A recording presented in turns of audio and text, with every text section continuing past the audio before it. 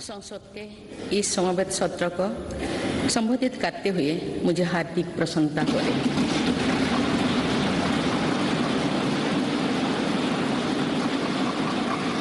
कुछ ही महीने पहले देश ने अपनी आज़ादी के 75 वर्ष पूरी करके आज़ादी के अमृत काल में प्रवेश किया है। आज़ादी के इस अमृत काल में हजारों वर्षों के गौरवशाली अतीत का गौरव जुड़ा है। भारतीय स्वतंत्रता संग्राम की प्रेरणाएं जुड़ी है और भारत के स्वर्णिम भविष्य के संकल्प जुड़ी है। अमृतकाल के ये 25 वर्ष का कालखंड स्वतंत्रता की स्वर्णिम शताब्दी का और विकसित भारत के निर्माण का कालखंड है। ये 25 वर्ष हम सब के लिए और देश के प्रत्येक नागरिक के लिए कर्तव्य की पराकाष्ठा करके दिखाने के ये हमारे सामने युग निर्माण का अवसर है और हमें इस अवसर के लिए 100% सामर्थ्य के साथ हर क्षण कार्य करना है। हमें 2047 तक ऐसे राष्ट्र का निर्माण करना है जो अतीत के गौरव से जुड़ा हो और जिसमें आधुनिकता का हर स्वर्णिम अध्याय हो। हमें ऐसा भारत बनाना है जो आत्मनिर्भर हो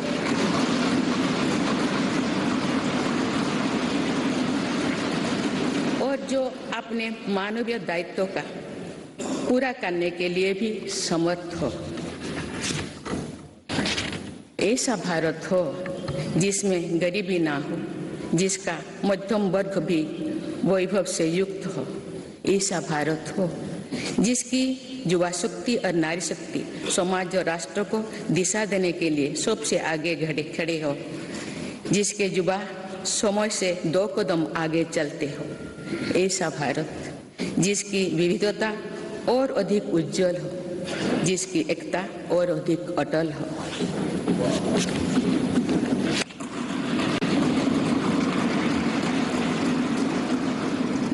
संचालिस में देश जो इस सच्चाई को जीवंत करेगा तो निश्चित रूप से उस भव्य निर्माण की नींव का अवलोकन और आकलन भी करेगा।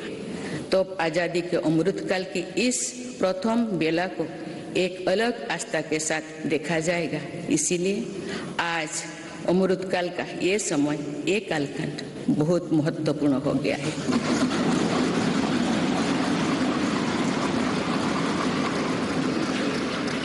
माननीय सदस्यगण, मेरी सरकार को देश के लोगों ने जो पहली बार सेवा का अवसर दिया तो सबका साथ सबका विकास के मंत्र से हमने शुरुआत की थी।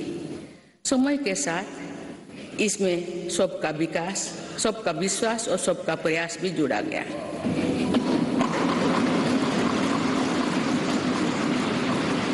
यही मंत्र आज विकसित भारत के निर्माण की प्रेरणा बन चुका है। विकास के ये कर्तव्य पथ पर चलते हुए मेरी सरकार को कुछ ही महीने में 9 वर्ष पूरी हो जाएगी।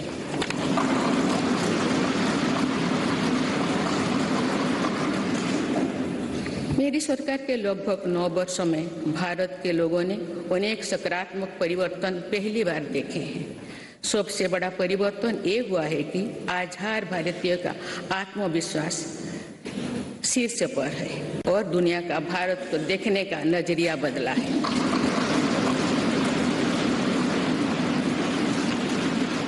जो भारत को भी अपनी अधिकांश समस्याओं के समाधान के लिए दूसरों पर निर्भर था, वही आज दुनिया की समस्याओं के समाधान का माध्यम बन रहा है। जिन मूल सुविधाओं के लिए देश की एक बड़ी आबादी ने दोषों को तक इंतजार किया, वे इन वर्षों में उसे मिली है। जिस आधुनिक इंफ्रास्ट्रक्चर की हम कभी कामना करते थे, वो इन वर्षों में देश में बनना शुरू हुआ है।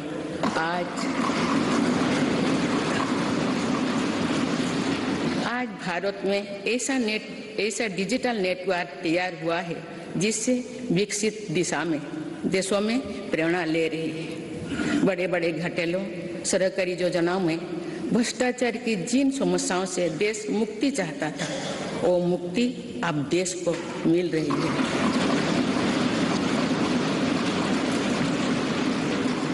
पॉलिसी पैरालिसिस के चर्चा से बाहर आकर आज देश की पहचान तेज विकास और दूरगामी दृष्टि से के लिए गए फैसलों के लिए भी जाने जाते हैं। इसलिए हम दुनिया की 10वें नंबर की अर्थव्यवस्था से 5वें नंबर पर पहुंचे।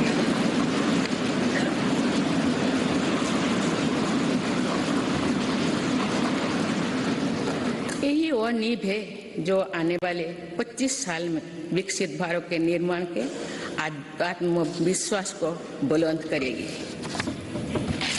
माननीय सदस्यगण, भगवान बसवेश्वर ने कहा था, कायोकोबे कैलाश, अर्थात कर्म ही पूजा है, कर्म में ही सिद्ध। उनके दिखाई मार्ग पर चलते हुए मेरी सरकार राष्ट्र निर्माण के कर्तव्य को पूरा करने में तत्परता से जुटी है। आज भारत में एक स्थिर, निडर, निर्णायक और बड़े सपनों के लिए काम करने वाली सरकार है।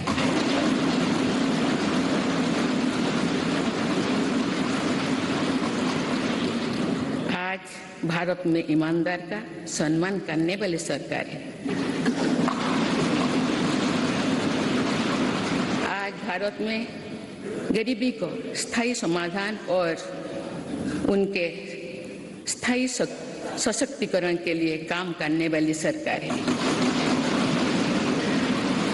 आज भारत में अभूतपूर्व स्पीड और स्केल पर काम करने वाली सरकार है। आज भारत में इनोवेशन और टेक्नोलॉजी के माध्यम से जन कल्याण को सर्वोपरि रखने वाली सरकार है। आज भारत में महिलाओं के सामने से हार बाधा को दूर करने वाली सरकार है। आज भारत में प्रगति के साथ ही प्रकृति का भी संरक्षण करने वाली सरकार है। आज भारत में विरासत के संरक्षण के साथ ही आधुनिकता को बढ़ावा देने वाली सरकार है। आज भारत में अपनी वैश्विक भूमिका को लेकर आत्मविश्वास से आगे बढ़ने वाली सरकार है। माननीय सदस्यगण, मैं आज इस सत्र के माध्यम से देशवासियों का आभार व्यक्त करती हूँ कि उन्होंने लगातार 2 बार एक स्थिर सरकार को चुना है। मेरी सरकार ने देश हित को सदैव सर्वोपरि रखा। नीति रणनीति में संपूर्ण परिवर्तन की इच्छा शक्ति दिखाई।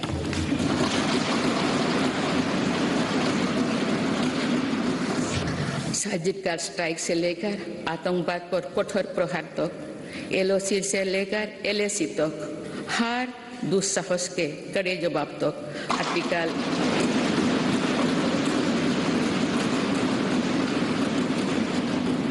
370 को हटाने से लेकर 3 तलाक तक मेरी सरकार की पहचान एक निर्णायक सरकार ही रही है। स्थिर और निर्णायक सरकार होने का लाभ हमें 100 साल की सबसे बड़ी आपदा और उसके बाद बनी परिस्थितियों से निपटने में मिल रहा है। दुनिया में जहां भी राजनीतिक अस्थिरता है, वह देश आज भीषण संकट से घिरे हैं। लेकिन मेरी सरकार ने राष्ट्रहित में जो भी निर्णय किए, उससे साथ भारत का बाकी दुनिया से बहुत बेहतर स्थिति में।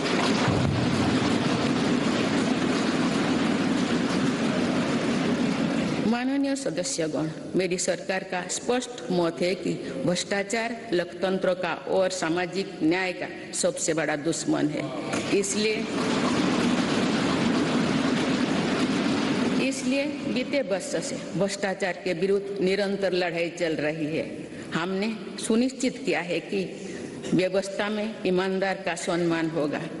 भ्रष्टाचारियों के लिए समाज में किसी भी प्रकार की सहानुभूति ना हो, इसके लिए सामाजिक चेतना भी देश में बढ़ रही है। बीते वर्षों में भ्रष्टाचार मुक्त इकोसिस्टम बनाने की दिशा में बेनामी संपत्ति अधिनियम को नोटिफाई किया गया है। आर्थिक अपराध कर फरार हुए अपराधियों की संपत्ति जब्त करने के लिए फजिटिव इकोनॉमिक ऑफेंडर्स एक्ट पारित किया गया है। सरकारी कामों में पक्षपात और भ्रष्टाचार के चलन को भी खत्म करने के लिए प्रभावी सिस्टम बनाया गया है।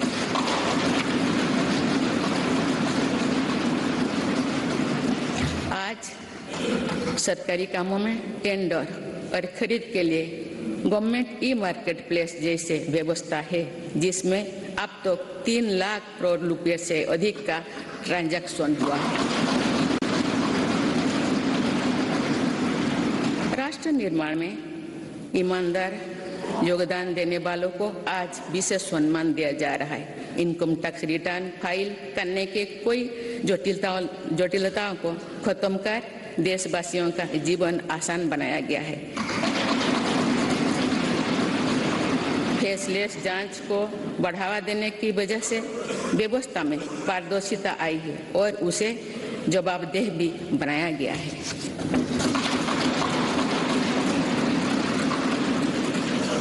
पहले टैक्स रिफंड के लिए लंबा इंतजार करना पड़ता था। आज ITR भरने के कुछ ही दिनों के भीतर रिफंड मिल जाता है। आज GST से पारदर्शिता के साथ साथ करदाताओं की गरिमा भी सुनिश्चित हो रही है। जनधन, आधार, मोबाइल से फर्ज लाभार्थियों को हटाने से लेकर one nation one ration card तक एक बहुत बड़ा स्थायी सुधार हमने किया।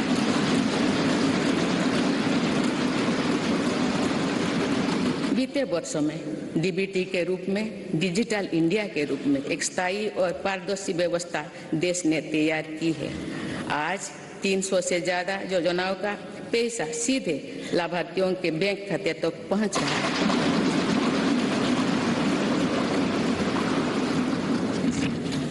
अब तो पूरी पारदर्शिता से 27 लाख करोड़ रुपए से ज्यादा की रकम करोड़ों लोगों तक पहुंचाई गई है। वर्ल्ड बैंक की रिपोर्ट करती है कि ऐसा योजना और ऐसी व्यवस्थाओं के कारण ही कोरोना काल में भारत करोड़ों लोगों को गरीबी रेखा से नीचे जाने से बचा पाया है।